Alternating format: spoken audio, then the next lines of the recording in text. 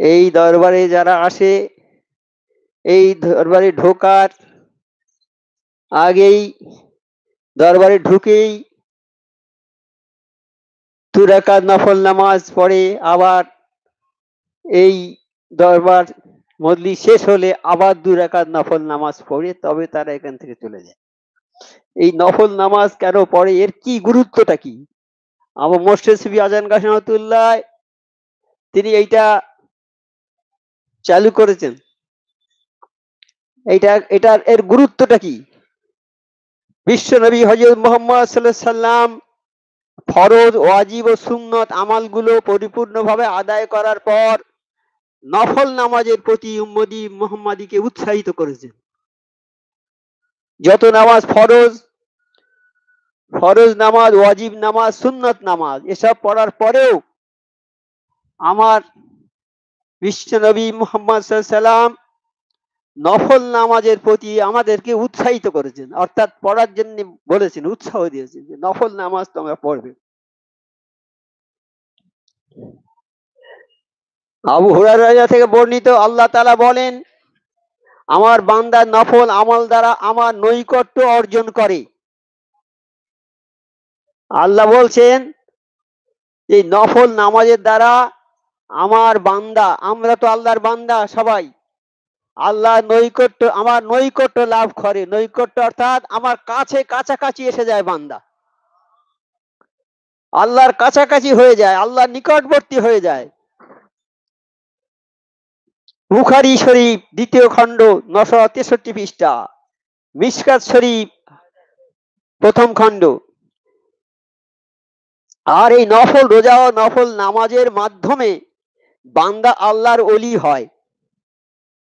তাই আমার মুর্শিদগণ বলেছেন না, এই হাক্কানি দরবার ওলি তৈরির কারখানা। একটা ওলি কি কারখানায় কি কোনো একটা জিনিস তৈরি হয়?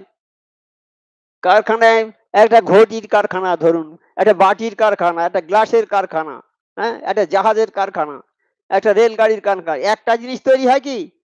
লক্ষ লক্ষ জিনিস তৈরি হয়। কারখানায় লক্ষ লক্ষ জিনিস তৈরি হয়। তাহলে আমার মোশান বলেছেন যে হাক্কানি দরবার ওলি তৈরির কারখানা।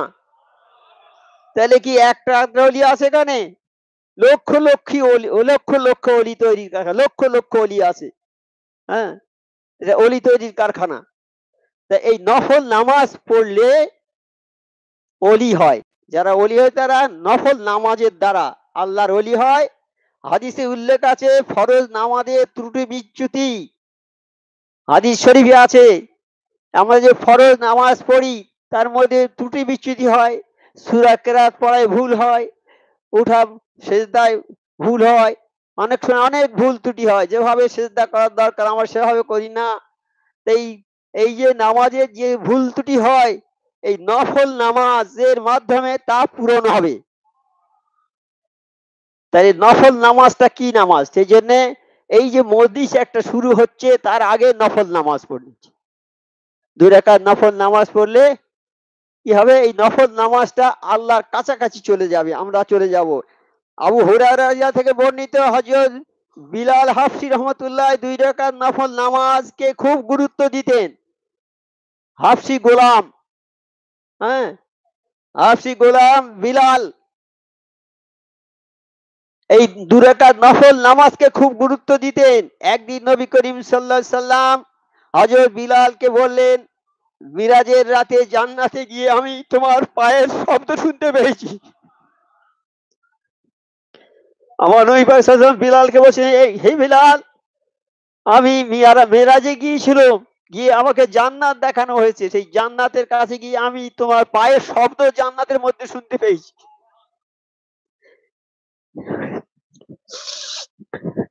বলো তো তুমি কি আমাল করো? বেলালকে জিজ্ঞেস করলেন, বলো বেলাল তুমি কি আমাল করো? হযরত বিলাল বলেন, আমি যখন আজান দিই তখন 2 রাকাত নফল নামাজ পড়ি, আর যখন ওযু করি তখন 2 রাকাত নফল নামাজ আদায় করি। তাহলে এই নফল নামাজ আদায় করার কারণে বেলাল জান্নাতি, তার জান্নাতের পায়ে তার শব্দ শুনেছেন আমার নবী পাক সাল্লাল্লাহু আলাইহি ওয়াসাল্লাম। আমার নবী পাক সাল্লাল্লাহু আলাইহি ওয়াসাল্লামকে এইগুলো দেখানো হয়েছে, জান্নাত দেখানো হয়েছে, জাহান্নাম দেখানো হয়েছে। ইনি মানে স্বচক্ষে সব দেখেছেন।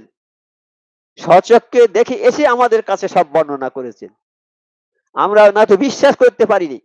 আমাদের বিশ্বাস খুব কম। নবী পাক সাল্লাল্লাহু আলাইহি ওয়াসাল্লাম মেরাজে গেছে, অনেকে বিশ্বাস করেনি। সেই রকম আমাদের বিশ্বাস করার জন্য আমার নবী পাককে সমস্ত কিছু দেখিয়ে দিয়েছেন, হাতে কলমে সব দেখিয়ে দিয়েছেন। দোজখে কি হচ্ছে শাস্তি, দোজখে কারা যাবে, জান্নাতে কারা যাবে, সমস্ত কিছু আমার নবী পাক সাল্লাল্লাহু আলাইহি ওয়াসাল্লাম দেখিয়েছেন। আর আমার নবী পাক সাল্লাল্লাহু আলাইহি ওয়াসাল্লাম এসে আমাদের কাছে সেগুলো বর্ণনা করেছেন। যেমন এই একটা কথা বললেন যে, দেখো বেলাল, তোমার পায়ের শব্দ শুনেছি, তুমি কি আমল করো? বেলাল বললে, আমি অজু করে 2 রাকাত নফল নামাজ পড়ি, আর যখন আজান দিই তখন 2 রাকাত নফল নামাজ পড়ি। তাহলে এই নফল নামাজের গুরুত্বটা কি? তাই আমার মোর্শেদ এখানে বলেছে যে, যে কোনো কাজ তোমরা যাবে, যে কোনো কাজে যাবে, তোমরা 2 রাকাত নফল নামাজ পড়ে যাবে। হ্যাঁ, 2 রাকাত নফল নামাজ পড়ে যাবে যে কাজে, আল্লাহ তোমাদের সেই কাজে জয়যুক্ত করে দেবে। তাহলে বেলাল 2 রাকাত নফল নামাজ বদৌলতে সে জান্নাতে হয়ে গেল। বেলালের কোনো শিক্ষা ছিল নাকি? বেলাল কি পণ্ডিত ছিল, না মাদ্রাসা পাস, হাফিজ, বড় মাওলানা এটা সেটা ছিল কি? সে তো গোলাম, গোলাম, চাকর, লোকের কাছে বিক্রি হয়ে গেছে, সেই তাকে কিনে নিয়েছেন। তার মধ্যে লেখাপড়া কিছু জানার নেই, কিচ্ছু নেই, শুধু তাজিম করেছে, নফল নামাজ পড়েছে, আল্লাহকে ভয় করেছে, আল্লাহর হুকুম মেনেছে, তবেই সে জান্নাতি। সেই জন্য নফল নামাজটা খুব গুরুত্বপূর্ণ জিনিস। এই নফল নামাজের ফজিলত বহু আছে, বহু ফজিলত এই নফল নামাজের আছে। সেই জন্য আমার মোর্শেদ আমাদের এই নফল নামাজ বেশি বেশি করে পড়তে বলেছেন, বেশি বেশি করে নফল নামাজ পড়তে বলেছেন। আমাদের পীর ভাইরা সব নফল নামাজ বেশি বেশি করে পড়ে।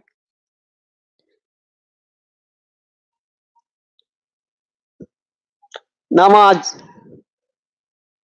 এই যে আয়াতটা পড়েছি, আয়াতটার মানেটা একটু বলে দিই। এই আয়াতটার মানে হচ্ছে,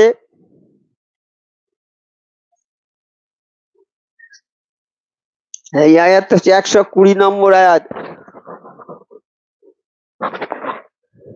আসমান জমিন এদের মধ্যেকার যা কিছু রয়েছে সব আল্লাহর, আর তিনি সবকিছুর উপর ক্ষমতাবান। আসমান জমিন কে সৃষ্টি করেছে? আল্লাহ। আসমান সৃষ্টি করেছে, জমিন সৃষ্টি করেছে। আর আসমানে যত মখলুক আছে আর জমিনে যত মখলুক আছে সব আল্লাহর সৃষ্টি। আসমান জমিনের সমস্ত ক্ষমতা আমার আল্লাহর হাতে। আল্লাহ কি, কে আছেন? আল্লাহ সর্বশক্তিমান, সারা বিশ্বের আল্লাহর মতো শক্তিশালী কেউ নেই। সবচেয়ে শক্তিশালী আমার আল্লাহ।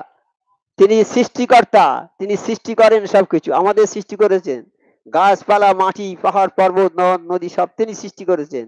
আসমান জমিন, চাঁদ, সূর্য, আকাশ বাতাস সব তিনি সৃষ্টি করেছেন। তিনি সৃষ্টিকর্তা। এই সৃষ্টি করার ক্ষমতা কারো নেই।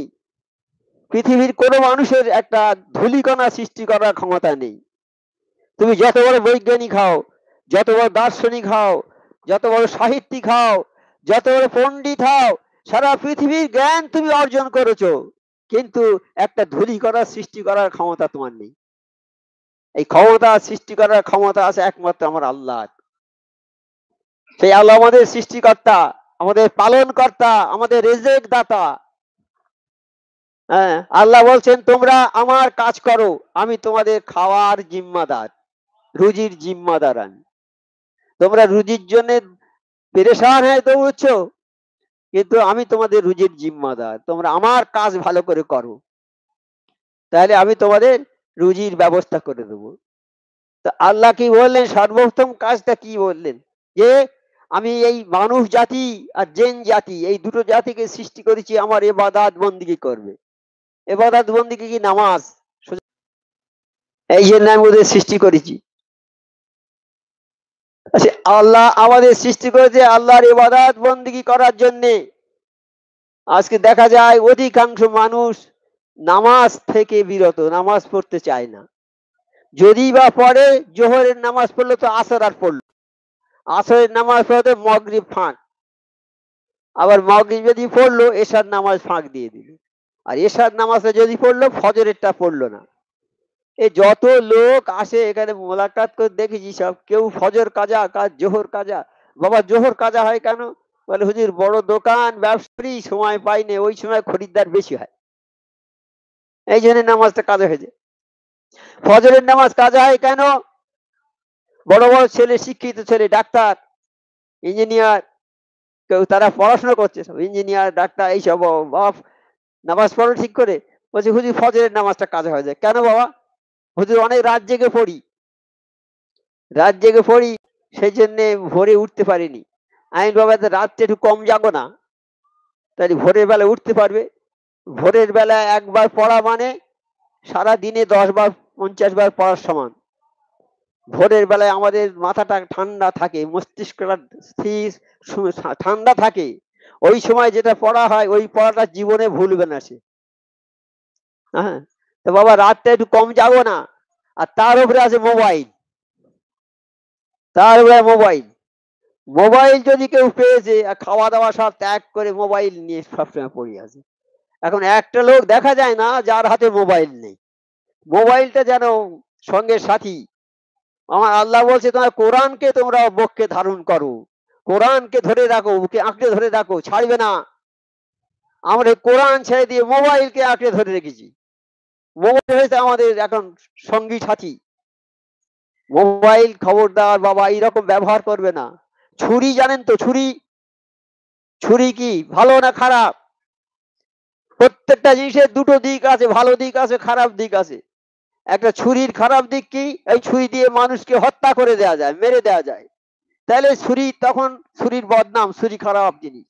আবার ছুরি দিয়ে যে মানুষটা মরে যাচ্ছে তাকে অপারেশন করে ডাক্তাররা আল্লাহর মসজিদে বাঁচিয়ে দেয়, তাই না বাবা? তাহলে ছুরি মানুষকে বাঁচায়, আবার ছুরি মানুষকে মেরে ফেলে। মোবাইলটা এখন এমন হয়েছে যে মোবাইল নালে চলবে না, কিন্তু মোবাইল তোমার শেষ করে দেবে জীবনটাকে, আবার বাঁচাতেও পারে। মোবাইলের ভালো যেটা আছে সেটা গ্রহণ করো, খারাপটা বর্জন করো। ভালো তো নিশ্চয়ই আছে, কিন্তু আমরা সেই ভালোটা ছেড়ে দিয়ে খারাপটাই ধরে রেখেছি। আল্লাহ বলেছে তোমাদের সৃষ্টি করেছি, তোমাদের তোমাদের রুজির জামিনদার আমি।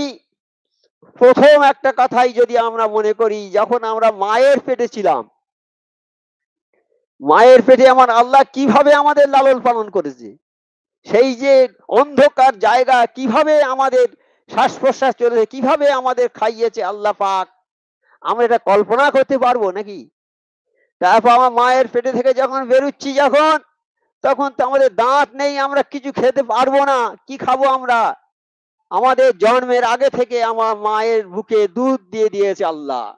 এরা ভূমিষ্ঠ হবে, ওই দুধ পান করবে, যতদিন না দাঁত উঠবে দুধ পান করবে, 2 বছর থেকে 2.5 বছর পর্যন্ত দুধ পান করবে। তাহলে রুজি মাদার আমার আল্লাহ নয়? হ্যাঁ, এই কথা অস্বীকার করা যাবে? কেউ অস্বীকার করতে পারবে? আমার রুজির জিম্মাদার আমার আল্লাহ। এই সুলেমান বাদশার সময় একটা ঘটনা ঘটেছিল। সুলেমান বাদশা বলে আল্লাহ আমি এই আপনার মখলুককে এক সাজ খাওয়াবো। বলছে দেখো বাদশা, এ কাজ তোমার নয়, এ কাজটা আমার, আমি আল্লাহ। এই মখলুকের খাবার দায়িত্ব আমার, এটা তোমার দায়িত্ব নয়, তুমি পারবে না। বলে আল্লাহ আমি একবার দেখবো চেষ্টা করি। বলে আচ্ছা ঠিক আছে করো। পারমিশন দিয়ে দিলেন আল্লাহ। সুলেমান বাদশা যত সব সৈন্য সামন্ত, যত সব লোকজন, সব জিন, জেনেরা কাজ করতো সব। হ্যাঁ, বড় বড় জেন সব খবর দিয়েছে। এবার মানে রান্না বাড়া হচ্ছে খুব জোর, আর জায়গা খাবার রাখা হয়েছে কত বড় জায়গা, 16 কিলোমিটার এদিকে, 16 কিলোমিটার এদিকে, 16 কিলোমিটার এদিকে, 16 কিলোমিটার এদিকে, কত জায়গা হবে তাই? অতটা জায়গা রেখে শুধু খাবার জন্য রান্না হচ্ছে, খাবারের স্তূপ হয়ে গেছে সব, খাবারের স্তূপ হয়ে গেছে, সমস্ত জায়গা কভার হয়ে গেছে। তখন সুলেমান বাদশা ভাষণ দিচ্ছে, ভাই সব, আমি যাদের নিমন্ত্রণ করেছি আপনারা আমার অতিথি সব, তা আপনারা যে যে দলের লোক সেই দলের সঙ্গে লাইনে দাঁড়াবেন। গরু, ছাগল, ভেড়া, উট, বাঘ, ভাল্লুক, মানুষ, গরু, ছাগল সব, মানুষ এই বলে তার মানে যে যে জাতের লোক সেই জাতের সঙ্গে দাঁড়াবে। মানুষ মানুষের লাইনে দাঁড়াবে, গরু গরুর লাইনে দাঁড়াবে, ছাগল ছাগল লাইনে দাঁড়াবে, মাছ মাছের লাইনে দাঁড়াবে। এইরকম যে যার লাইনে দাঁড়াও বাবা, আমরা পরিবেশন করব, এমন কোন লোক থাকবে না যার খাওয়া হবে না। এই বলে যখন তখন এই সময় ভাষণ দিচ্ছে, এমন সময় একটা মাছ দৌড়ে চলে এসেছে, সমুদ্রের ধারে এসে গেছে, বলছে বাদশাহ আমাকে কিছু খেতে দেন, আমি খুব ক্ষুধার্ত। তো বলছে বাবা লাইন না নিয়ে তো খাওয়া হবে না। বলে আমি লাইন খাই না, আমি বুঝি না ওটা, আমি যদি মরে যাই কাল কিয়ামতে আপনাকে দায়ী করে দেবো। এই কথা শুনে বাদশাহ হৃৎপিণ্ড চমকে উঠেছে, থরথর করে কাঁপছে। ও সর্বনাশ, কি বলে, আমার জন্য কাল কিয়ামতে নালিশ করবে? যারা আল্লাহ তারা আল্লাহকে ভয় করে, ভয় করে কিয়ামতকে, ভয় করে দোজখকে, ভয় করে আল্লাহর শাস্তিকে, ভয় করে তারা আল্লাহর শাস্তির কথা শুনলে তাদের চোখ থেকে ঝরঝর করে পানি আসে, ভয়ে কম কাঁপে, ঠক ঠক করে কাঁপে। তাই ওই ইমানদার বান্দা যখন নামাজে দাঁড়ায় তাদের জিসম কাঁপে, থর থর করে কাঁপে আল্লাহর ভয়ে। বাদশার দিল কেঁপে গেছে, হাত তুলে বলছে ভাই সাহেব আপনাদের কাছে হাত জোর করে বলছি, আপনারা আমার একটা অনুরোধ রক্ষা করুন। সবাই বললো কি অনুরোধ? বলছে একটা মাছ বড় ক্ষুধার্ত হয়েছে, তাকে খাইয়ে দিই, তারপর আপনাদের সবাইকে খাওয়া দিন। মাছ বলছে আমি যতক্ষণ হাঁ করে থাকবো ততক্ষণ আমার খাবার দিতে হবে, আমি যখন মুখটা বন্ধ করব মনে করবো যে মনে করবেন আমার পেট ভরে গেছে, তখন আমি চলে যাব। বাদশাহ বলে দাও মাছের খাওয়া দাও, খাবার দিচ্ছে, সে মাছের হাম গাল বন্ধ হয় না, যত দিচ্ছে সব খেয়ে দিচ্ছে। দিতে দিতে সমস্ত মাল শেষ হয়ে গেছে, শেষ হয়ে গেছে, আর নেই, কিচ্ছু নেই। তখন বাদশাহ সুলাইমান সিজদায় পড়ে কাঁদছে, আল্লাহ আমি অন্যায় করেছি, ভুল করেছি, আল্লাহ এই রুজির মালিক তুমি আল্লাহ, এটা আমাদের দ্বারা সম্ভব নয়। মাছ তখন বলছে, জবান খুলে বলছে যে দেখো বাদশাহ, প্রতিদিন আল্লাহ আমার 3 লোকমা করে খানা দেয়, আজকে 2 লোকমা মাত্র আমি পেয়েছি, আর এখন আমার পেটের 1/3 খালি আছে। তাহলে এইবার চিন্তা করুন, তাহলে রুজির জিম্মাদার আমার আল্লাহ, সারা বিশ্বে আমার সেই আল্লাহ আমাদের পালন কর্তা, আমাদের রেজেক দাতা। হ্যাঁ, হ্যাঁ, আমাদের সৃষ্টিকর্তা, পালন কর্তা, রেজেক দাতা সেই মহান আল্লাহ। তিনি আমাদের বলছেন যে বাবা আমি তোমাদের একমাত্র সৃষ্টি করেছি আমার ইবাদত বন্দেগী করার জন্য, তোমরা আমার ইবাদত বন্দেগী করো। আল্লাহর ইবাদত বন্দেগী, আল্লাহর ইবাদত বন্দেগী হচ্ছে নামাজ। ইসলাম ধর্ম 5টা স্তম্ভের উপর প্রতিষ্ঠিত, যেমন এই ঘরটা আছে কটা খুঁটি, তা ইসলাম ধর্মটা ওই নামে একটা 5টা খুঁটির উপরে আছে, 5টা স্তম্ভ। কি একটা কি? একটা হচ্ছে কলেমা, দ্বিতীয় হচ্ছে নামাজ, তৃতীয় হচ্ছে জাকাত, 4 নম্বর হচ্ছে হজ, 5 নম্বর হচ্ছে রোজা। এই 5টা স্তম্ভের উপরে ইসলাম ধর্মটা প্রতিষ্ঠিত। আব্দুল্লাহ বিন মাসউদ রাদিয়াল্লাহু বলেন যে আমি রাসূল সাল্লাল্লাহু আলাইহি সাল্লামকে জিজ্ঞাসা করলাম কোন আমল আল্লাহর নিকট অধিক প্রিয়। একজন সাহাবী হযরত আব্দুল্লাহ বিন মাসউদ রাদিয়াল্লাহু তাআলা, তিনি নবী পাক সাল্লাল্লাহু আলাইহি সাল্লামকে জিজ্ঞেস করছেন, হে আল্লাহর নবী সাল্লাল্লাহু আলাইহি সাল্লাম, কোন আমলটা আল্লাহর কাছে সবচেয়ে প্রিয়? হুজুর সাল্লাল্লাহু আলাইহি সাল্লাম ফরমাইলেন নামাজ। হুজুর সাল্লাল্লাহু আলাইহি সাল্লাম বললেন নামাজ, নামাজটা আল্লাহর কাছে সবচেয়ে প্রিয় জিনিস, নামাজ। আমরা সেই নামাজ আর ভালোভাবে পড়িনি বাবা। নবী পাক সাল্লাল্লাহু আলাইহি ওয়াসাল্লাম হাদিস, হযরত আবু যর রাদিয়াল্লাহু তাআলা বর্ণনা করেন যে নবী সাল্লাল্লাহু আলাইহি ওয়াসাল্লাম এক সময় শীতকালে বাইরে তশরিফ নিয়ে গেলেন, বাইরে গেলেন আর কি, শীতের সময়। তখন বৃক্ষ হইতে পাতা ঝরিতেছিল। দেখো না শীতকালে কিছু কিছু গাছের পাতা ঝরতে থাকে। হ্যাঁ, শীতকালে গাছের পাতা ঝরে, কি কি গাছে বলতে পারবেন? পাতা আমলা, আমড়া, শিমুল, জিউলি, এইসব গাছ। আমলা, শিমুল, জিউলি এইসব গাছের পাতা ঝরে শীতের সময়, এলি থাকে না, ঝরে যায়। হুজুর সাল্লাল্লাহু আলাইহি ওয়াসাল্লাম বৃক্ষের একটি শাখা হাত দিয়া ধরিলেন, গাছের একটা শাখা হাত দিয়ে ধরিলেন, ফলে উহার পাতা আরো বেশি ঝরিতে লাগিল। যে গাছের পাতা ঝরে যাচ্ছে সেই গাছের ডাল একটা হাত দিয়েছে আর পাতা বেশি ঝরে যেতে লাগলো। তিনি বললেন, হে আবু যর, আমি বললাম, হে আল্লাহ রসুল, আমি হাজির আছি। হুজুর সাল্লাল্লাহু আলাইহি ওয়াসাল্লাম ফরমাইলেন, মুসলমান বান্দা যখন আল্লাহর সন্তুষ্টির জন্য নামাজ আদায় করে, আল্লাহর সন্তুষ্টির জন্য, অর্থাৎ নামাজ পড়ছি আমি আল্লাহকে খুশি করার জন্য, আমি নামাজ পড়ছি আল্লাহকে আমি খুশি করব, আমি কোনো মানুষের দেখানোর জন্য নামাজ পড়ছি না। অনেক লোক আছে লোক দেখানোর জন্য নামাজ পড়ে, অনেক লোক আছে এই লোক লজ্জার জন্য নামাজ পড়ে, আমি নামাজ না পড়ে লোকে কি বলবে, এই লোক লজ্জার জন্য নামাজ পড়ে। কিন্তু আসল নামাজ হচ্ছে আল্লাহকে খুশি করার জন্য যে নামাজ। আমি নামাজ পড়ছি আল্লাহ খুশি হবে এই জন্যই নামাজ পড়ছি। শুধু নামাজ কেন, যাবতীয় কাজ, দান খয়রাত, হজ যাকাত যা কিছু করবো আমি খালিস আল্লাহর জন্য করি। আমি যা কিছু করবো খালিস আল্লাহর জন্য।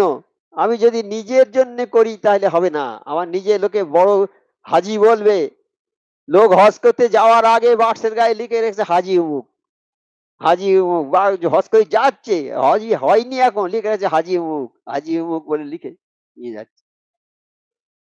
তাহলে তাহলে ওটা দুনিয়ার লোকে দেখানোর জন্য।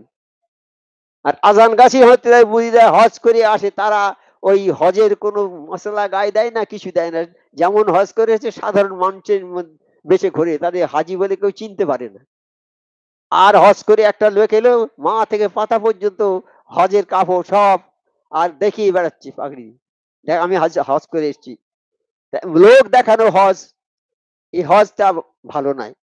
শুধু হজ কেন, যে কোনো জিনিস লোক দেখানোর জন্য ভালো নয়, খালিস আল্লাহর জন্য সব কাজ করতে হবে। আজকাল সোয়াব রেসানি করে না, মা বাপ মরে গেলে সোয়াব রেসানি করে তো, বড় মাওলানা আনো, খুব বড় মাওলানা, সব বিরাট ধরের মাওলানা, ফি বেশি, ফিস বেশি, যার ফিস বেশি হবে সেই ডাক্তার বড় ডাক্তার। কিন্তু আমরা আল্লাহ বলেছি যে বাবা তোমরা সোয়াব রেসানি যদি করো তো কোনো ফিস দিতে পারবে না, বিনা ফিজে কাজ করতে হবে, খালিস আল্লাহর জন্য করতে হবে। সোয়াব রেসানি করেও টাকা নেওয়া যাবে না। আজকাল হচ্ছে না, সারা দুনিয়াতে দেখুন না হচ্ছে সোয়াব রেসানি, বাপ মা মরে যাচ্ছে, মাওলানা এলে তাদের সোয়াব রেসানি করে টাকা নিয়ে চলে যাচ্ছে, যাচ্ছে বাবা, হবে হবে সোয়াব রেসানি হবে, যে টাকা দিচ্ছে তারও কিছু হবে না, আর যে নিচ্ছে তারও কিছু হবে না। মা বাপের জন্য করবো, মা বাপ কিছু পাবে না। খালিস আল্লাহর জন্য যদি কাজ না হয় সে কাজের ফল পাবে না। হচ্ছে তো, এটা অনেকে জানে না, অনেকে জানে না, তারা ওই মাওলানা হায়ার করে ভাড়ায় করে এনে মা বাপের জন্য বিরাট বিরাট খরচ করে সব রেসানি করে। কিন্তু ওই খরচটা ভরসে ঘি ঢালা, বাবা ভালো করে শুনে নাও, সব রেসানি খালিস আল্লাহর জন্য করতে হবে। সব রেসানি করে যাকে মাওলানা ডেকে এনে টাকা দিয়ে করে নেবে হবে না। সেই মাওলানা যদি খালিস আল্লাহর জন্য করে তবে তোমার মা সেই সবটা পাবে। কবরে যারা আছে, তারা, কবর হচ্ছে একটা বিরাট সমুদ্র, কবরে যারা আছে কবরবাসীরা সমুদ্রে হাবুডুবু খাচ্ছে। মানুষ যেমন সমুদ্রে নৌকায় যায়, নৌকো যখন ডুবে যায় তারা হাবুডুবু খায়, একবার ডুবে একবার ওঠে। সেই দৃশ্য অনেকে দেখেছে, কেউ দেখেনি। কত মারাত্মক দৃশ্য বাবা। যখন কোনো মানুষ নৌকোডুবি হয় তখন একবার ডুবে একবার ওঠে, পানি খায়, একবার পানি থাকে আবার ওঠে, ডুবে ডুবে এইভাবে আর চিৎকার করে বাঁচাও বাঁচাও বাঁচাও বাঁচাও। সেই সময় চারদিক থেকে নৌকো জাহাজ দৌড়ে আসে, ওদের উদ্ধার করে, ওরা খুশি হয়ে যায়। তা কবরটা হচ্ছে ওইরকম একটা মহাসমুদ্র, কবরে যখন মাইয়ের যায় সেই রকম হাবুডুবু খেতে থাকে, কবরে তার ওই রকম কষ্ট হয়।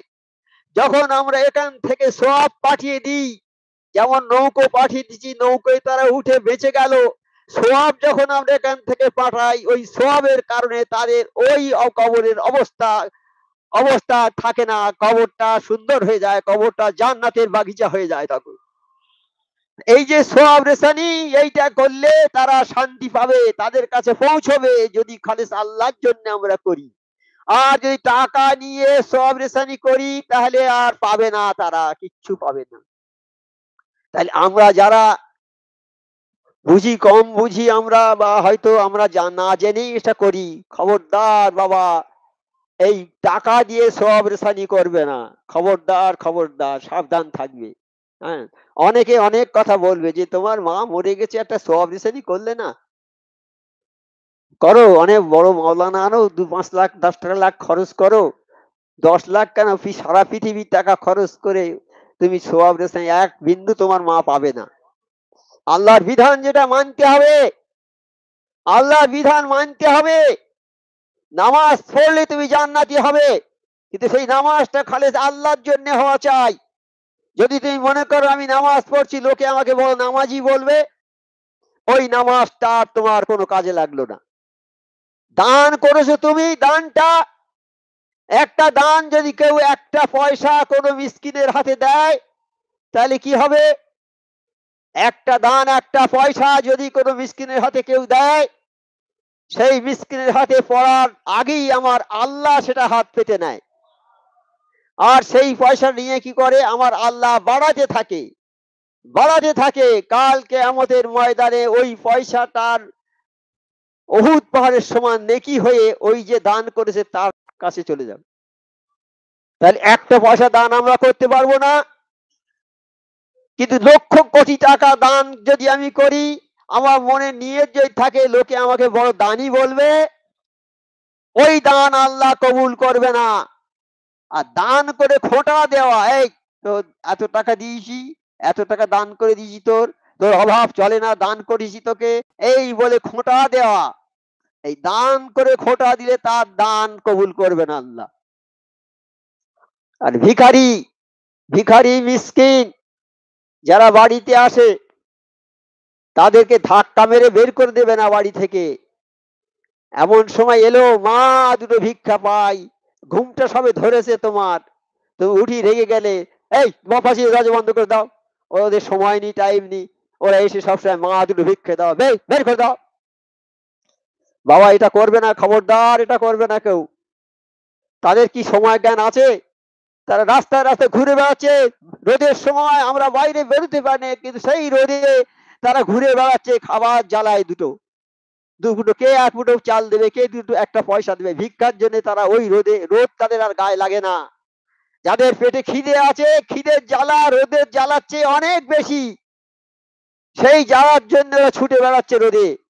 আর তুমি এয়ার কন্ডিশনার শুয়ে আছো, তোমার ঘুমটা নষ্ট হবে, তুমি তাড়িয়ে দিলে, কাকে তাড়িয়ে দিলে? কাল কিয়ামতের ময়দানে আল্লাহ তোমাকে বলবে, আমি তো তোমার কাছে খেতে চেয়েছিলাম বাবা, আমাকে খেতে দাওনি। ওই ব্যক্তি বলবে, আল্লাহ আপনার কি অভাব? আপনার তো খাওয়া পড়ার কোনো অভাব নেই, আপনি কেন আমার কাছে খাবার চাইবেন? বলে, হ্যাঁ, ওই যে গরিব মানুষটা গিয়েছিল তোমার বাড়িতে খাওয়ার জন্য, বলেছিল মা দুটো ভিক্ষে দাও, কিছু খেতে দাও, আমি 3 দিন খাইনি, মা আমাকে কিছু খেতে দাও। ওই লোকটাকে যদি তুমি খেতে দিতে, আমি আল্লাহ আমার খাওয়া হতো। সাবধান থাকবেন বাবা, একটা পয়সা দান করলে জান্নাতি হয়ে যাবে। একটা পয়সা, একটা পয়সা দান করলে, হালাল পয়সা যদি হয়, আর নামাজি হও, আর খালিস আল্লাহর জন্য দান করো একটা পয়সা, তাহলে জান্নাতি হয়ে যাবে বাবা। গরিব মানুষরা দুঃখ করে যে আমরা গরিব, আমাদের, আমরা জান্নাতে যেতে পারবো না, হে আল্লাহ আমাদের যদি টাকা দাও তাহলে আমরা ধনীদের মতো হজ করে জান্নাতে যাব। হজ যার একটা কবুল হয়ে গেল, সেই মকবুল হজের সব, সেই মকবুল হজের দাম এইরকম সারা পৃথিবীর টাকা পয়সা দিলেও হবে না। যদি আরো এরকম পৃথিবী 2-4টে থাকে, সেই পৃথিবীর পয়সা যদি দেয়, তাও হজের দাম হবে না। এই হজের মূল্যটা কি হবে? একমাত্র জান্নাত। হজের মূল্য জান্নাত। গরিব মানুষ আফসোস করে, আল্লাহ আমাদের টাকা দেন, আমরা গরিব মানুষ, ধনীরা টাকা দিয়ে হজ করে জান্নাত কিনে নিচ্ছে, আমরা পারলাম না, আল্লাহ আমাদের টাকা নেই, হে আল্লাহ তুমি যদি আমাদের টাকা দাও তাহলে আমরা হজ করে ওই রকম নেকি কামাবো। টাকা আর জীবনে হলো না, মরে গেল, কিন্তু হজের সওয়াবটা নিয়ে চলে গেল। হজের ময়দানে যখন হাজিরা আহাজারি গিরিজারি করে কান্নাকাটি করবে, আল্লাহ আমরা সব ত্যাগ করে এসেছি, আল্লাহ আমার নিজের স্ত্রী, নিজের ছেলে, নিজের জমি, নিজের বাড়ি, নিজের গাড়ি, নিজের অর্থ সবকিছু ত্যাগ করে আল্লাহ তোমাকে পাওয়ার জন্য এসেছি। আল্লাহ তুমি কোথায়? তখন আল্লাহ বলে, হে ফেরেশতারা, যারা এই রকম করে আহাজারি গিরিজারি করে আমাকে দেখার জন্য ক্রন্দন করছে, তাদের নাম আমি হাজির দফতরে লিখে নিলাম। তোমরা সবাই সাক্ষী থেকো ফেরেশতা, যারা আরাফাতের ময়দানে গিয়ে আমাকে পাওয়ার জন্য ওই রকম আহাজারি গিরিজারি করছে, তাদের আমি হাজির দফতরে নাম সব লিখে নিলাম। আরো শুনে নাও ফেরেশতারা, যারা গরিব মানুষ হজে আসতে পারিনি, শুধু দুঃখ করছিল, আল্লাহ আমাদের টাকা দাও, টাকা না দিলে আমাদের হজ হবে না, টাকা দিলে আমরা হজ করব। কিন্তু তাদের টাকা তারা দিতে পারিনি, দিইনি, কিন্তু তারাও যেন এই হজের সওয়াবটা পেয়ে গেল। এই নিয়ত করার জন্য হজের সওয়াবটা তারাও পেয়ে গেল। তাই গরিব মানুষের কত সুবিধে। গরিব মানুষ, নবী পাক সাল্লাল্লাহু আলাইহি ওয়াসাল্লাম যখন জান্নাত দেখতে গিয়েছিল, সেখানে গিয়ে দেখে সব যত গরিব মানুষ, ফকির মিসকিন সব। আর ধনী লোকেরা তারা আসেনি, পৌঁছয়নি, রাস্তায় সব হিসাব দিচ্ছে, দিতে দিতে তাদের সময় অনেক দেরি হয়ে যাবে। গরিবদের 500, ধনীদের 500 বছর আগে গরিব মানুষরা জান্নাতে চলে যাবে। তাই গরিবদের জান্নাতে যাওয়ার কত রাস্তা আমার আল্লাহ করে দিয়েছে। তাই উপরে আছে, আল্লাহ আমাদের ভালোবাসেন, খুব ভালোবাসেন। আল্লাহ যাদের ভালোবাসে তারাই মাত্র এই হাক্কানি দরবারে আসতে পারে। আল্লাহ যাদের ভালোবাসে না, তারা কোনো দরবার পাবে না, তারা নবীর দরবার পাবে না, কোনো কামেল ওলি আল্লাহর দরবার পাবে না তারা। আল্লাহ আমাদের ভালোবেসেছে, সেই জন্য আমরা এসেছি। অতএব আল্লাহর হুকুম আমাদের মেনে চলা সব সময় উচিত। এইবার নামাজ আমরা পড়বো, আমাদের পরিবার বর্গকে সবার পড়াতে হবে, ছেলে মেয়ে বিবি বাচ্চা সবাইকে পড়াতে হবে। এই দায়িত্ব আপনার, পড়াতে হবে। ভালোবেসে হোক, যেভাবেই হোক, নামাজ যেন তারা পড়ে সবাই। অনেকে স্ত্রী আছে নামাজের কথা বললে বাবা লাফ মেরে ওঠে একেবারে। তা কিছু কি করবে বাবা বলো? হ্যাঁ, ওরা ব্যাকা হাড়ে তৈরি মেয়েরা, ওরা খুব মানে না, যে কোনো কথা বললে তেরিয়া হয়ে ওঠে। সব মেয়েরা নয়, হ্যাঁ। তবে যারা ওই রকম খুব রাগী, রেগে যায় একটা কথা বললে, তাদের সঙ্গে কিন্তু এরকম রাগ করে কথা বলা যাবে না। হ্যাঁ, রেগে গেল মানে রাগ হচ্ছে আগুন। তা সেই আগুনতে নিভতে গেলে কি দিতে হয় বাবা? পানি। তা যখন স্ত্রী রেগে যাবে খুব, তখন তো এই পানি হয়ে যাবে, ঠান্ডা হয়ে যাবে। তাহলে ও আস্তে আস্তে বশ্যতা স্বীকার করবে। আর ওই সময় যদি তুমিও চড়ে ওঠো, তাহলে আগুনে কেরোসিন দিলে যেমন দাউ দাউ করে জ্বলে ওঠে, ওই সময় অবস্থাটা ওই রকমই হবে। আর বাগে আসবে না বাবা। সেই জন্য খুব হিসাব করে চলতে হবে বাবা। হাক্কানি দোষে বলে একবার।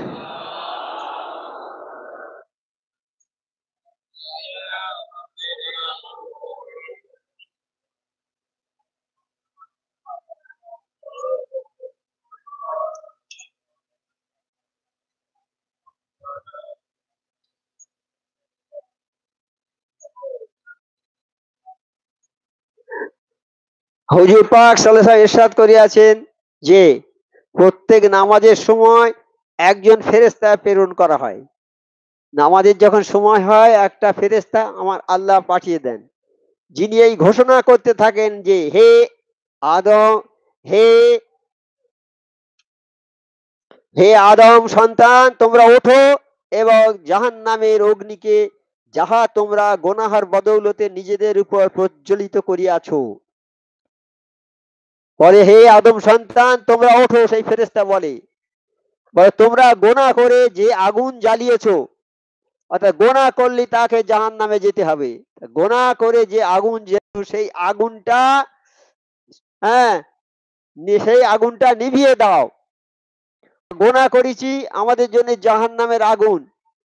বলছে যে হে আদম সন্তান তোমরা ওঠো এবং ওই আগুনটা নিভিয়ে দাও।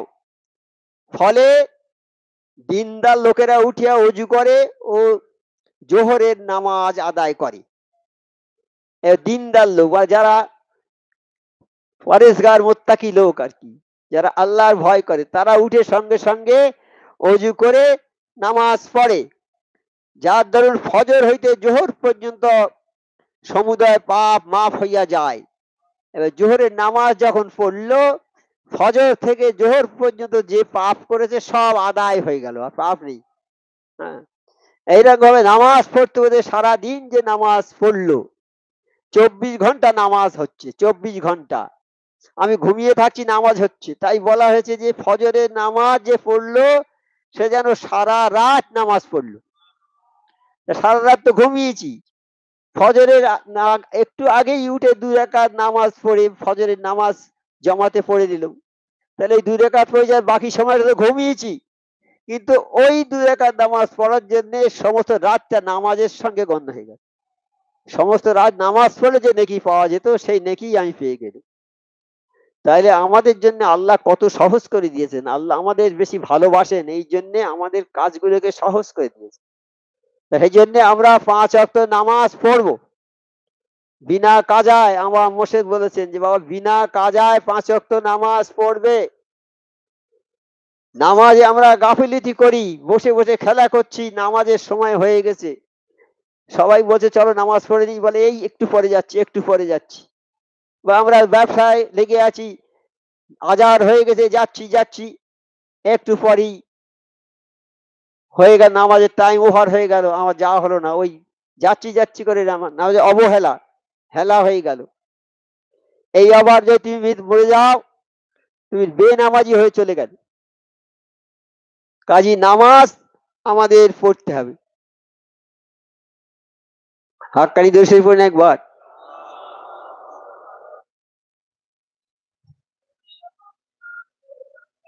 এরপরে আসছে নামাজ। আমার মোর্শেদ সুফিয়া জান কাসি রহমাতুল্লাহ আমাদের বলেছেন 5 ওয়াক্ত নামাজের কথা। সেই 5 ওয়াক্ত নামাজ আমরা যথাযথভাবে আদায় করব বিনা কাজায়। আল্লাহ যেন আমাদের সবাইকে সে তৌফিকটা দেয়। আর আমাদের ছেলে মেয়ে বিবি বাচ্চা সবাইকে নামাজি করার চেষ্টা করব, প্রাণপণে চেষ্টা করব যাতে নামাজি হয় সবাই। শুধু এদের করলে হবে না, পাড়ার লোকেদের বলতে হবে, আত্মীয় স্বজনকে সবাইকে নামাজের কথা বলতে হবে। হকুল্লাহর হকুল এবাদ, আল্লাহর হক আর বান্দার হক। তুমি আল্লাহর হক পালন করেছো, নামাজ রোজা হজ যাকাত দান খয়রাত সব করেছো, কিন্তু তুমি বান্দার হক পালন করনি, অর্থাৎ বা কোনো মানুষকে তুমি নামাজের কথা বলনি। কিন্তু আমার মোর্শেদ এমন একটা কাজ করে গেছেন যে আমরা সেই বিপদ থেকে আমরা বেঁচে যাব। যে অজিফা, অজিফার কাগজ যদি আমি একটা লোকের হাতে দিই, তাহলে সে ওই অজিফা পড়বে, নামাজ পড়বে, সে যা নেকি পাবে তার থেকে একটা অংশ আমি পাবো। আর ওই যে একটা কাগজ, যে অজিফার কাগজ আমি যদি কোনো মানুষের হাতে দিই, তাহলে কি করলুম, কি কাজ করলুম, আমি একটা নবীর কাজ করলুম। আর ওই হকুল এবাদ আর হকুল্লাহ, বান্দার হক পালন হয়ে গেল। কাল কিয়ামতের ময়দানে আল্লাহ ধরবে, আল্লাহর হক পালন করে গেছি, বান্দার কোনো হক পালন করিনি। বান্দার হক পালন না করলে তোমাকে জাহান্নামী হতে হবে।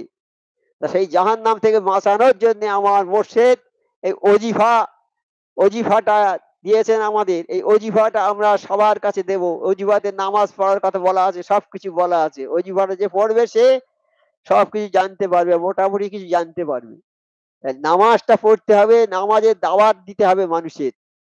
আজকে আমার মোর্শেদ জমিদারের সন্তান, জমিদারি ভালো লাগলো না, সোনা, সোনা যদি কেউ পায়, সোনা যে পেয়েছে সে সামান্য লোহার লোহার কাছে যাবে, বা যে সমুদ্র পেয়ে গেছে, সমুদ্র যার হাতে এসে গেছে, সে কি পুকুরটাকে আবার নেবে?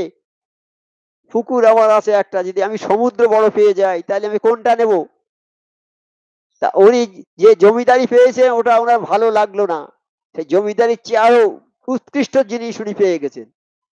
তাই তিনি কঠোর তপস্যা করে রিয়াজাত করে আল্লাহকে খুশি করে এই হাক্কানি দরবার প্রতিষ্ঠা করেছেন।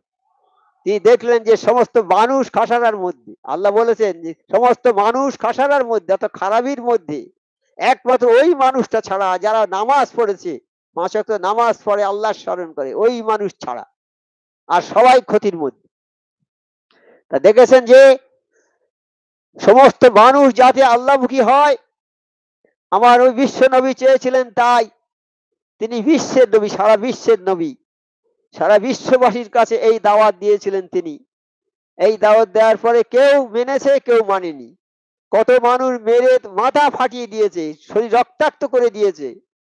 জ্ঞান হলে বলেছে যে না, হে আল্লাহ, আল্লাহ জিবরাইল আলাইহিস সালামকে পাঠালেন যে বলো, নবীকে গিয়ে বলো, নবী যারা তোমাকে আঘাত করেছে বলো, তুমি যদি বলো তাহলে এখনই আমি এই আমার পালক দিয়ে ঝাপটা দিয়ে পুরো গ্রামটাকে উল্টে দেবো। জিবরাইল আলাইহিস সালাম বলছে, বলে না না, ওরা জানে না, ওরা বোঝে না, ওরা আমাকে রক্তাক্ত, ওরা বোঝে না। ওরা যদি সব ধ্বংস হয়ে যায় আল্লাহ বলার লোক থাকবে না, আমি ওদের ক্ষমা করে দিয়েছি। আল্লাহ বলেন, হয় জিবরাইল, আমার নবী যখন ক্ষমা করেছে আমি ওদের ক্ষমা করে দিই।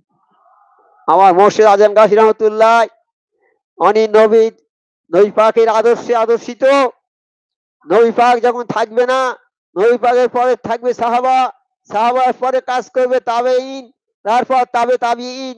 এই রকম করতে করতে একটা সিলসিলায় বর্তমান এসেছে ওলি আল্লাহ পর্যন্ত। ওই একই সিলসিলা ওলি আল্লাহ, যখন নবী থাকবে না তখন ওলি আল্লাহরা নবীর কাজগুলো সব করে। তাই আমার মুর্শিদ জামানা মুজাদ্দেদ তিনি একটা ছক আমাদের দিয়েছেন, 5 ওয়াক্ত নামাজ বিনা কাজায়, 5 ওয়াক্ত ওজিফা, হালাল রুজি সাধ্য মতো ফরেজগারি। এই ওজিফাটা আমাদের পড়তে বলেছেন, 5 ওয়াক্ত নামাজের পরে অথবা আগে এই ওজিফাটা পড়। আল্লাহ পাক যেন আমাদের এইগুলো পড়ার তৌফিক করে দেয়।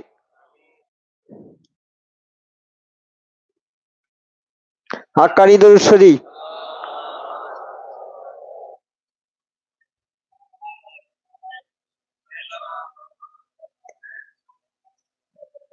তাই আমাদের মুর্শিদ কিবলা বললেন যে বাবা, 5 ওয়াক্ত নামাজ আর 5 ওয়াক্ত ওজিফা। তা ওজিফাটা হচ্ছে হাক্কানি দরুদ শরীফ।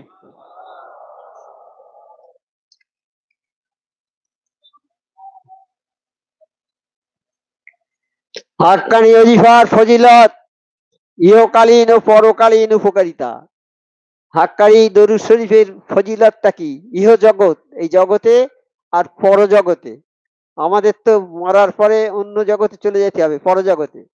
তাই ওজিফা পড়লে এখানে বা কি ফায়দা হবে আর পরজগৎ কি ফায়দা হবে? পবিত্র কালাম পাকে সূরা নিসা 103 নম্বর আয়াতে আল্লাহ তাআলা বলেন, অতঃপর যখন তোমরা নামাজ সম্পন্ন করো, অর্থাৎ নামাজ যখন শেষ হয়ে যায় তখন দণ্ডায়মান, উপবিষ্ট ও শায়িত অবস্থায় আল্লাহ পাকে জিকির বা স্মরণ করো। ওজিফা, নামাজও আল্লাহর স্মরণ, কিন্তু নামাজের পরে এই যে জিকিরটা, এইটা এই ওজিফা মানে আল্লাহর জিকির। এই নামাজের পরে তোমরা এই জিকির করো। সূরা মুজাম্মিলের 20 নম্বর আয়াতে আল্লাহ তাআলা বলেন, কাজী কোরআনের যতটুকু আবৃত্তি করা তোমাদের জন্য সহজ, কোরআনের যতটুকু আয়াত তোমাদের জন্য আবৃত্তি করা সহজ ততটুকু আবৃত্তি করো। কোরআনের যেগুলো সহজ সহজ জিনিস সেইগুলো আবৃত্তি করো। বুখারী শরীফে উল্লেখ আছে, নবী সাল্লাল্লাহু আলাইহি ওয়াসাল্লাম বলেছেন, কোরআন শরীফ তেলাওয়াত করা সর্বোত্তম ইবাদত। কোরআন শরীফ পড়া সবচেয়ে বড় ইবাদত। বুখারী শরীফ ও তারগিব কিতাবে উল্লেখ আছে, নবী করিম সাল্লাল্লাহু আলাইহি ওয়াসাল্লাম বলেছেন, তোমার ঈমানকে খাঁটি করো, অল্প আমলই তোমার নাজাতের জন্য যথেষ্ট হবে। তোমার ঈমানটা যদি খাঁটি হয়, ঈমানটাকে যদি খাঁটি করো, অল্প আমলে তোমার কাজ হবে। তাই আমার মুর্শিদ কালাম পাকের ছোট ছোট গুলো, ছোট সূরা, সূরা ফাতিহা, সূরা ছোট কিন্তু মর্যাদায় অনেক বেশি। সূরা ফাতিহা একবার পড়বে 20 পারা কোরআন শরীফের সব পাওয়া যাবে। আবার অন্য জায়গায় বলা হয়েছে, হে নবী, তোমাকে আমি মহা কোরআন দান করেছি, 7 আয়াত বিশিষ্ট মহা কোরআন। এই সূরা ফাতিহার নাম মহা কোরআন। হ্যাঁ, ছোট সূরাটা ছোট কিন্তু গুণে অনেক বড়। কালাম পাকে সর্বপ্রথমেই আছে এই আয়াতটা, এই সূরাটা, সূরা ফাতিহা। এইটা পড়লে 20 পারা কোরআন শরীফের সওয়াব হবে। আবার আল্লাহ বলছেন, হে নবী, তোমাকে আমি 7 আয়াত বিশিষ্ট মহা কোরআন দান করেছি। তা এটাও একটা মহা কোরআন। এই সূরা না পড়লে কোনো নামাজ হবে না। আমরা নামাজে এই সূরা পড়ি, প্রথমেই সূরা ফাতিহা। এই সূরা যদি কেউ নামাজে না পড়ে তার নামাজই হবে না। হ্যাঁ, সূরা ফাতিহা, তারপর দিয়ে সূরা ইখলাস। সূরা ইখলাস পড়লে 10 পারা কোরআন শরীফের সওয়াব পাওয়া যাবে। 10 পারা কোরআন শরীফের সওয়াব পাওয়া যাবে। একদিন নবী পাক সাল্লাল্লাহু আলাইহি ওয়াসাল্লাম বাইরে যাচ্ছেন আর বলে যাচ্ছেন বাড়িতে মা আয়েশা রাদিয়াল্লাহু তাআলা আনহাকে এবং আরো যারা কয়েকজন সঙ্গী ছিল বলে যাচ্ছে যে আমি বাইরে যাচ্ছি, তোমরা কোরআন খতম করে তারপর শুতে যাবে। এখন নবী পাক সাল্লাল্লাহু চলে গেছে, এরা তো চিন্তায় পড়েছে বাড়ি কি হবে, কোরআন কি করে খতম করব। হাফেজ হলে তো সারা রাত লাগবে খতম করতে, আর আমরা তো হাফেজ নয়, তা আমরা কি করে কোরআন খতম করব। সব এইরকম আলোচনা করছে বসে, সব স্ট্র্যাটেজি, সব খুব মন মেজাজ খুব খারাপ, একদম মুখ টুক শুকনো হয়ে গেছে। ওই নবী সাল্লাল্লাহু আলাইহি ওয়াসাল্লাম এখনই আসবেন, কি বলবো আমরা। এসেছে তখন কেউ সব বসে আছে, সব চিন্তা করছে, বলে কি ব্যাপার তোমরা শুতে যাওনি। পরে আল্লাহ নবী আপনি কোরআন খতম করে শুতে বলেছেন, আমরা সেই জন্যই শুতে যেতে পারি। কোরআন খতম আমরা কি করে করব। তোমরা শোনোনি কোনদিন, জানো না, শুনে নাও। সূরা ইখলাস 3 বার পড়লে 1 খতম কোরআন শরীফের সওয়াব হয়। তাইলে তাহলে কত সহজ আমাদের জন্য করে দিয়েছে। তবে কোরআন শরীফ পড়তে হবে, কোরআন শরীফ দেখতে হবে, কোরআন শরীফ পড়তে হবে। কোরআন শরীফ যারা না পড়বে কাল কিয়ামতের ময়দানে তাদের অন্ধ করে তুলবে আল্লাহ, অন্ধ করে তুলবে। তখন সেই ব্যক্তি বলবে, আল্লাহ আমরা দুনিয়াতে তো আমাদের চোখ ছিল, কেন এখন অন্ধ করে তুললেন কেন। বলছে দুনিয়াতে তোমরা কালাম পাককে দেখোনি, তোমাদের চোখ ছিল কিন্তু কালাম পাককে দেখোনি। হ্যাঁ, সেই জন্যে কালাম পাককে তোমরা, কালাম পাক সম্মানে তোমরা অন্ধ ছিলে। কালাম পাকের শিক্ষা হচ্ছে সর্বশ্রেষ্ঠ শিক্ষা। আমরা স্কুলে পড়ি আর যেখানেই পড়ি, আমরা পৃথিবীর যত শিক্ষা আছে সব যদি আমরা অর্জন করি, কিন্তু কালাম পাকের শিক্ষাটা যদি না অর্জন করি, সমস্ত শিক্ষাটা ব্যর্থ হয়ে যাবে আমাদের। তাই শিক্ষাই জাতির মেরুদণ্ড, শিক্ষায় কোনো দোষ নেই, কিন্তু আদর্শ শিক্ষা কালাম পাকের শিক্ষা, এটা শিখতে হবে। এটা শিখতে হবে। তুমি হাফেজ না হও, কারি না হও, দরকার নেই, তুমি কালাম পাকটা পড়া অন্তত শিখো। যাদের সামর্থ্য আছে, এখন যারা কালাম পাক পড়তে পারো না, এখন তারা শিখে নাও। কালাম পাক পড়ো। এই কালাম পাক পড়তে পড়তে যদি মারা যাও, তুমি কালাম পাক পড়তে জানো না, নিয়ত করো আল্লাহ আমাকে কালাম পাক পড়ার তৌফিক দাও। এই বলে কালাম পাক পড়া শুরু করো, পড়তে পড়তে যদি মরে যাও বেহিসাব জান্নাতি হয়ে যাবে। তুমি আল্লাহর কাছে খুব মূল্যবান লোক হয়ে যাবে। কালাম পাক আর যারা পড়তে পারবে না, পড়ার সুযোগ নেই, হয়তো অন্ধ দেখতে পায় না, অন্ধ লোক এখন হাফেজ হচ্ছে, দেখেছেন? অন্ধ লোক হাফেজ হয়ে যাচ্ছে, শুনে শুনে শুনে শুনে হাফেজ হচ্ছে, চোখ নেই, অন্ধ। আর আমাদের চোখ থেকে আমরা একটা দুটো পাতা আমরা পড়তে পারবো না কালাম পাকে। হ্যাঁ, কালাম পাক পড়ুন না, প্রতিদিন 1 লাইন করেই নাই পড়ুন। বেশ পড়ার কথা বলা আছে, 100 আয়াত কমপক্ষে পড়তে হবে। কিন্তু আমরা যারা শিখতে যাব নতুন, আমরা তো সম্ভব হবে না। আমার আল্লাহর দয়ার শেষ আছে কোনো শেষ নেই। আমরা কালাম পাক যদি নিয়ত করি পড়ার জন্য, আমরা পড়বো, আর আল্লাহ পাকের মর্জি আমরা আস্তে আস্তে শিখতে পারবো। কালাম পাকের শিক্ষা না শিখবে, কাল কিয়ামতের ময়দানে অন্ধ হয়ে যাবে। বাবা, চোখ থাকলে, চোখ থেকে তো দেখা পাবে না যদি অন্যায় কাজ করো, অন্ধকার হয়ে যাবে এমন। এই এখানে মাঝে মাঝে লোডশেডিং হয়, দেখেছো? লোডশেডিং যখন হয় সব লোক বাড়ির মধ্যে ঢুকে পড়ে, আর বাইরে থাকে না কেউ। কেউ মোমবাতি জ্বালায়, কেউ একটা জ্বালায়, এইসব করে আলো তখন করে। কিন্তু কিয়ামতের ময়দানে অন্ধকার, তখন তখন এই নামাজ তোমার আলো হবে। এই নামাজ যদি পড়ে, নামাজ আলো হবে, নামাজের আলো দিয়ে তুমি সব দেখে যাবে। এই নামাজ তুমি পড়বে, পুলসেরাত বিদ্যুৎ গতিতে পার হয়ে যাবে। এই নামাজ পড়বে, তোমার অভাব থাকবে না কোনো। তুমি নামাজ পড়বে, তোমার অভাব থাকবে না। কাজে নামাজ তোমাকে সোজা রাস্তা দেখাবে, নামাজ তোমার খারাপ কাজ থেকে ফিরিয়ে আনবে, যত খারাপ বেহায়াপনা কাজ থেকে নামাজ তোমাকে ফিরিয়ে আনবে। আর যখন দেখছো যে নামাজ তোমার খারাপ কাজ থেকে ফেরাতে পারছে না, তখন বুঝবে যে আমার নামাজই হয় না। নামাজ যারা পড়বে ঠিক করে হবে, নামাজ কবুল হবে, তারা আর খারাপ কাজ করতে পারে না। নামাজ যত খারাপ কাজ থেকে তোমাকে হেফাজত করবে। সেই জন্য নামাজ আমাদের পড়তে, 5 ওয়াক্ত নামাজ হয়ে গেল, 5 ওয়াক্ত অজিফাটা, অজিফাটা পড়তে হবে, আর হালাল রুজি খেতে হবে। হালাল রুজি না খেলে কোনো ইবাদত বন্দিগি আল্লাহর দরবারে কবুল হবে না। হালাল রুজি খেতে হবে। হালাল রুজি না খেলে কোনো ইবাদত বন্দিগি আল্লাহর দরবারে কবুল হবে না। হালাল রুজির মধ্যে সব কিছু নিহিত আছে, সমস্ত নেকি হালাল রুজির মধ্যে। 10টা নাম্বার থাকে আমাদের সমস্ত বিষয়ের উপরে, নামাজ, রোজা, হজ, যাকাত, দান, খয়রাত, যাবতীয় নামাজ, হালাল রুজি সব। নামাজ, রোজা, দান, খয়রাত যাবতীয়র মধ্যে একটা নম্বর থাকে, আর হালাল রুজির মধ্যে থাকে 9টা নাম্বার। মোট 10টা নাম্বারের পরীক্ষা হবে আমাদের। তা আমরা দান খয়রাত যত কিছু করলাম সব হালাল রুজিটা খেলুম না, তাহলে ওই একটা নম্বর পাবো, পাস করবো না ফেল করবো? ফেল হয়ে যাবে একদম। কাজেই হালাল রুজিটা খেতে হবে তোমার। হালাল রুজি না খেলে কোনো ইবাদত বন্দিগি আল্লাহর দরবারে কবুল হবে না বাবা। হ্যাঁ, কোন একটা লোক কাল কিয়ামতের ময়দানে হাজির হবে নেকির পাহাড় নিয়ে, নেকির পাহাড় নিয়ে হবে, কিন্তু দেখা যাবে যে তার রুজিটা হালাল নয় বলে তার সমস্ত নেকি ধুলোর মতো উড়ে যাবে, থাকবে না কিছু, সব সব চলে যাবে, জাহান্নামী হয়ে যাবে। হ্যাঁ, তা ওই নেকি কামাতে গেলে তোমার হালাল রুজি খেতে হবে।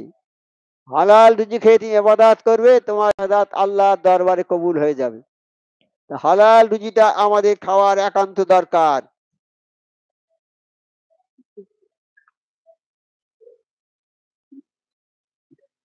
হালাল রুজি, আর পিতা মাতার সেবা যত্ন করতে হবে। পিতা মাতার সেবা যত্ন করতে হবে।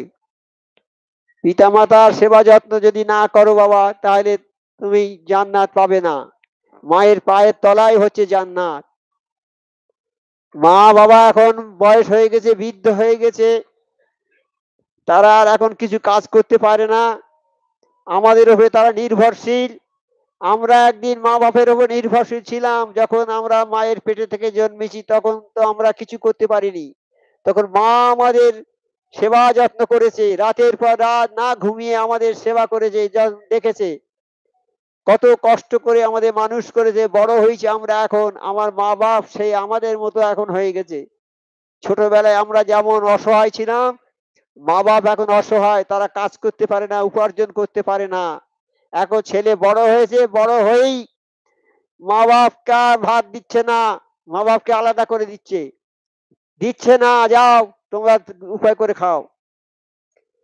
তা এই মা বাপের যেই কষ্ট যে দিচ্ছে, সে তো জাহান্নামী হয়ে যাবে বাবা, জান্নাত পাবে না। সেই জন্য মা বাপের সেবা যত্ন করতে হবে ভালো করে। হ্যাঁ, আমার গায়ে চামড়া কেটে যদি পায়ের জুতো করে দিই, তাহলে 1 ফোঁটা দুধের ঋণ শোধ হবে না মায়ের। হাজার হাজার মসজিদ যদি আমি করে দিই, মায়ের 1 ফোঁটা দুধের ঋণ শোধ হবে না। একজন লোক হজে যাবে, সে বলছে সে হজে যাবে, যেন আমরা হজে যখন যাই গ্রামবাসীর কাছে যাই, আত্মীয় স্বজনের কাছে যাই, বা সবাইকে ডেকে সবার কাছে হাত জোর করে বলি, বাবা যদি কারো কাছে কোনো অন্যায় করে থাকি আমাকে মেহেরবানি করে মাফ করে দেবেন। এটা বলি আমরা, সবাই মাফ করে দেয়। আমরা এবার হজে যাব, সবাইকে বলে এসে মার কাছে গিয়ে বলছে, মা আমি তো হজে যাব, আপনি আমাকে অনুমতি দেন যাওয়ার। বললে, বাবা তুই হজে যাবি? হ্যাঁ, আমি তো অনেক দিন থেকে ইচ্ছা করে রয়েছি তোর সঙ্গে হজে যাব। বলছে, আলহামদুলিল্লাহ। মা মা উঠতে পারে না, শয্যাশায়ী। মাকে পিঠে বেঁধে নিয়ে হজে চলে গেছে, মাকে পিঠে বেঁধে নিয়ে হজে চলে গেছে। হজে গিয়ে হজ টাজ করে ফিরে এসেছে, এসে নবী পাক সাল্লাল্লাহু আলাইহি ওয়াসাল্লামের দরবারে গিয়ে বলছে, আল্লাহ নবী সাল্লাল্লাহু আলাইহি ওয়াসাল্লাম আমি মাকে পিঠে বেঁধে নিয়ে হজে গিয়েছি এবং হজের সমস্ত অনুষ্ঠানগুলো আমি ঠিক মতো ভাবে আল্লাহ আমাকে পালন করিয়ে দিয়েছে। তা আমি কি কিছু মায়ের ঋণ শোধ করতে পেরেছি? নবী সাল্লাল্লাহু আলাইহি ওয়াসাল্লাম বলে যে মায়ের এক ফোঁটা দুধের ঋণ শোধ করতে পারিনি। তাই মা কি জিনিসটা আছে? মায়ের মুখের দিকে যদি হাসি, মায়ের মায়ের মুখের দিকে হাসি মুখে চেয়ে যদি কথা বলে কোনো ছেলে, মায়ের গলায় হাত দিয়ে যদি দাঁড়িয়ে কোনো ছেলে কথা বলে, আল্লাহ তখন বলে, দেখো ফেরেশতারা, আমার বান্দা জান্নাতের চৌকাঠে দাঁড়িয়ে আছে।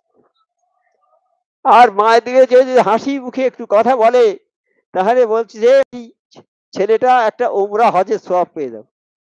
মায়ের দিকে চাইলে ভালোভাবে একটা উমরা হজের সওয়াব পেয়ে যাবে। সাহাবারা বললেন, হে আল্লাহর নবী সাল্লাল্লাহু আলাইহি ওয়াসাল্লাম, যদি ওই ছেলেটা ১০০ বার মায়ের দিকে চায়, বলে ১০০টা মকবুল হজের সওয়াব পাবে।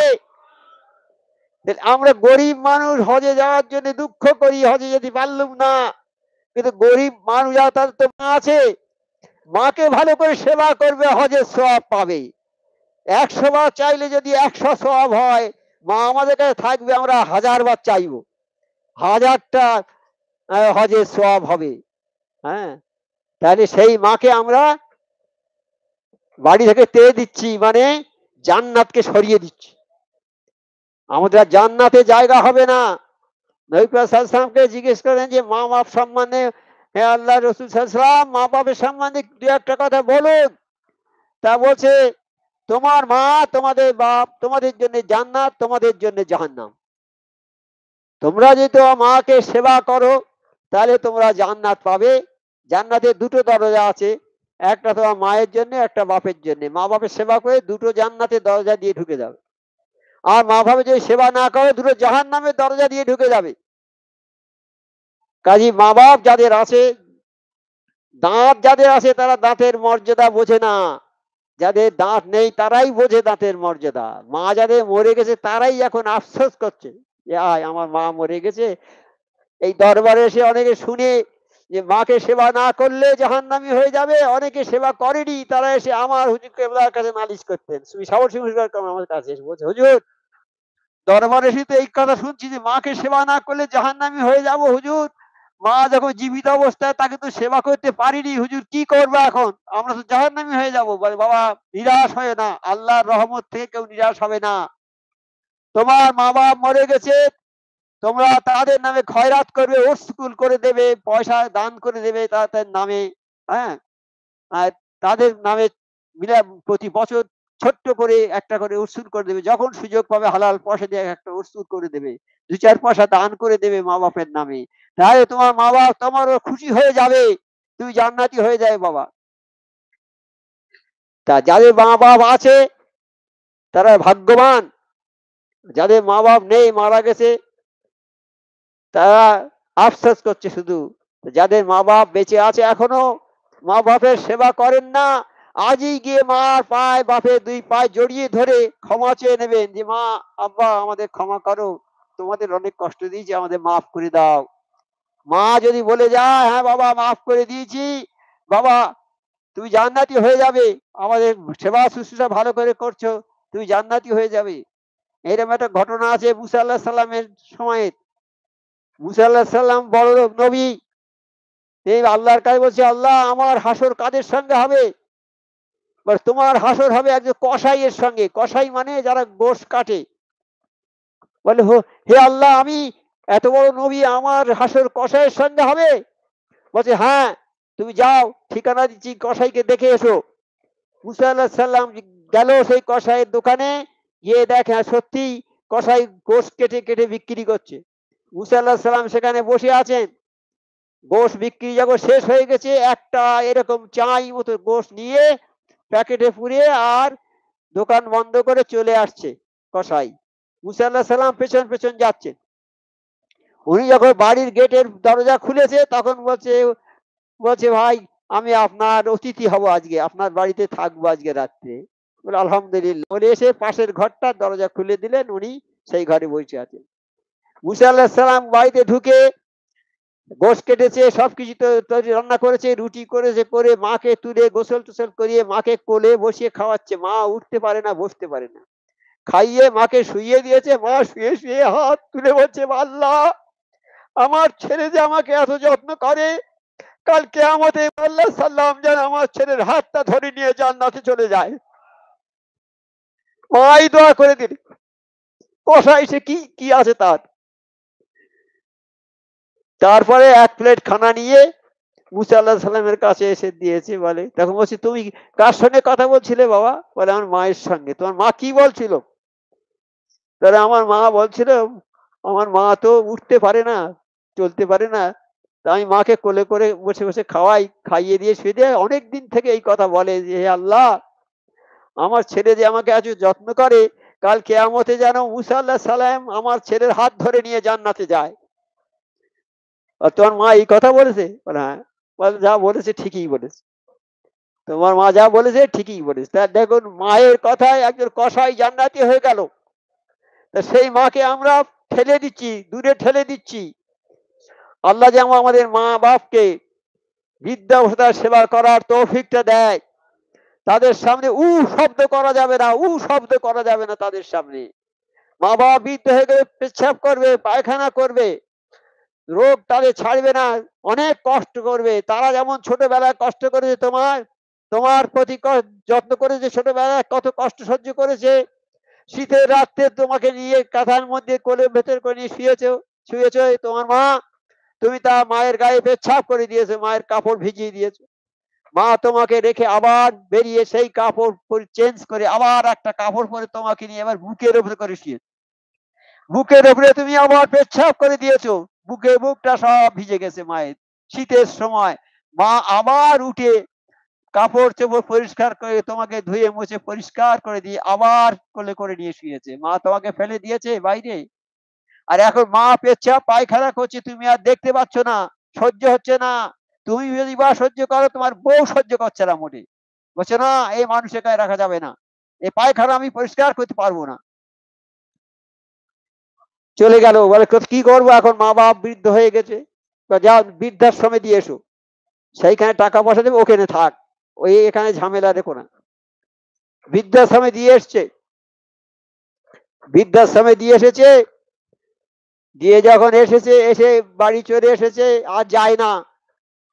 1 মাস হয়ে গেছে, আর যায় না, মাকে দেখে না কেমন আছে না আছে। মা খবর দিচ্ছে, আসে না। তা ওই যে বৃদ্ধাশ্রমের যে বড় সুপার তাকে বলছে, বাবা তুমি একটু কড়া করে আমার ছেলেকে বলো যেন এসে দেখে যায় আমার, তুমি একটু কড়া করে খবর দিয়ে যে তোমার মা হয়তো আর বাঁচবে না, তুমি চলে দেখে যাও।